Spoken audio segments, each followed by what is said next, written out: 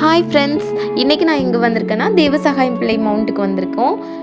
இங்கே வந்து அவருடைய வரலாறுகளெல்லாம் நாங்கள் ரீட் பண்ணும் பொழுது ஏசப்பாக்காக இவ்வளோ பாடுபட்டிருக்காங்களா அப்படிங்கிறது தெரிஞ்சுது.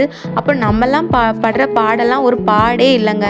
ஏன்னா ஏசப்பாவை மறுதளிக்க மாட்டேன் அப்படின்னு சொல்லி துப்பாக்கியால் இவரை சுட்டு கொண்டு இருக்காங்க.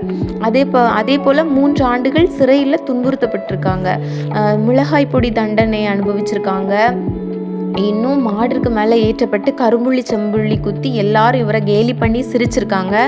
ஆனால் இவர் பட்ட பாடுகளில் நம்மெல்லாம் ஒரு 2% பட்டிருப்போமா? கண்டிப்பாக இல்லை.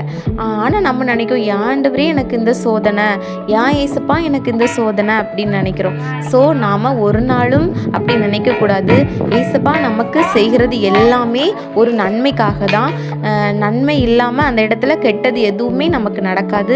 ஸோ ஏசு சொல்கிறாங்க, பச்சை மரமாகி எனக்கே இவ்வளோ பாடுனா உங்களுக்கு எவ்வளோ பாடு இருக்கும் அப்படின்னு சொல்கிறாங்க.